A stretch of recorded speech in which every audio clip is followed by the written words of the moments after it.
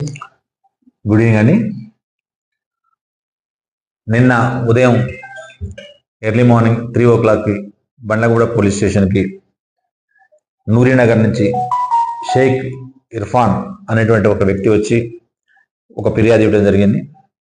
ఫిర్యాదు యొక్క వివరాలు ఏమనగా, అతని తమ్ముడు అయినటువంటి షేక్ షావాలి నిన్న మొన్నటి సాయంత్రం 10 గంటలకు నైటు పని ఉందని చెప్పేసి గౌస్ నగర్ వెళ్ళడం జరిగింది.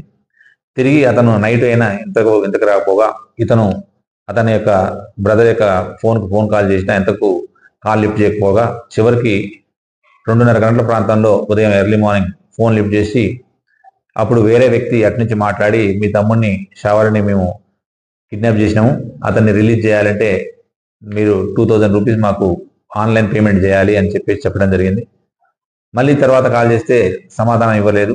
మళ్ళీ ఇంకోసారి 2 సార్లు కాల్ చేసిన తర్వాత మళ్ళీ ఆ అమౌంట్ ఏదైతే ఉందో ఇవ్వాల్సిన దాన్ని 2000 నుంచి 10,000 వరకు ఇస్తేనే మేము వదులుతామని చెప్పేసి చెప్పడం జరిగింది. దీంతో భయపడి అతను పోలీస్ స్టేషన్కి వచ్చి ఫిర్యాదు రాగా అట్టి ఫిర్యాదుపై crime number 290/25 under section 140(2) and read with 3(5) BNS కింద కేసు నమోదు చేసుకొని దర్యాప్తుని బండ్లగూడ ఇన్స్పెక్టర్ అయినటువంటి దేవేందర్ చేపట్టడం జరిగింది. దర్యాప్తులో భాగంగా ఎక్కడి నుంచి ఫోన్ రావడం జరిగింది, అసలు ఎక్కడ జరిగింది, ఏమై జరిగి ఉంటుంది, ఎవరు కిడ్నాప్ చేసి అన్నటువంటి వివరాలను సేకరించి చివరికి జల్పల్లి వెళ్ళి వాళ్ళ లొకేషన్ ద్వారా ట్రేస్ చేసి అక్కడ ఒక రూమ్లో ఈ షావల్ని కిడ్నాప్ చేసి ఉంచడం జరిగింది. అక్కడ పోయి అతన్ని రెస్క్యూ చేయడం జరిగింది. అప్పుడు అతనితో పాటు షేక్ ఆమర్ అండ్ మహమ్మద్ ఓమర్ అనేటువంటి ఇద్దరు రౌడీ షీటర్లు, అత్తాపూర్కు చెందిన రౌడీ షీటర్లు, మరి అతనితో వాళ్ళిద్దరితో పాటు ఇంకో 4 ఉండటం జరిగింది. అప్పుడు వారందరినీ అదుపులోకి తీసుకొని ఈ యొక్క షావలని రెస్క్యూ చేసుకొని పిఎస్కి తీసుకొచ్చి వారిని ఈరోజు అరెస్ట్ చేసి అక్రమంగా నిర్బంధించి మరియు అక్రమంగా వారి నుంచి కిడ్నాప్ చేసి డబ్బు డిమాండ్ చేయడంపై వారిని ఈరోజు అరెస్ట్ చేసి ఇన్స్పెక్టర్ వారిని కోర్టులో ప్రొడ్యూస్ చేయడం జరిగింది.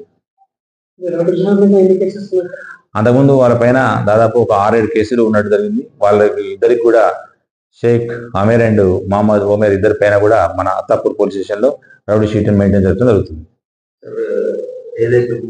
అక్కడ ట్రాన్స్జెండర్ ఉన్నమాట వాస్తవమే. అయితే ఈ కిడ్నాప్ చేసిన షావలిని ఈ రౌడీ షీటర్లు మొదటగా ఇక్కడ గౌస్ నగర్ లో నుంచి ఆటో ఎక్కించుకొని అక్కడి నుంచి వారిని తిప్పుకుంటూ హసన్ నగర్, ఆ తర్వాత చివరిగా జల్పల్లికి తీసుకెళ్ళినది. అయితే ఈ రౌడీ షీటర్లు అప్పుడప్పుడు ఈ ట్రాన్స్జెండర్ దగ్గరికి వెళ్ళి వస్తున్నటువంటి సమాచారంపై వాళ్ళు అక్కడికి వెళ్ళడం జరిగింది. వారి దగ్గర నుంచి ఒక నైఫ్, ఆటో, సెల్ ఫోన్ దీన్ని రికవర్ చేయడం జరిగింది. అందులో వాళ్ళకి ఎలాంటి పాత్ర లేదు. వాళ్ళకి టోటల్ 6 నిందితులు అరెస్ట్ చేయడం జరిగింది.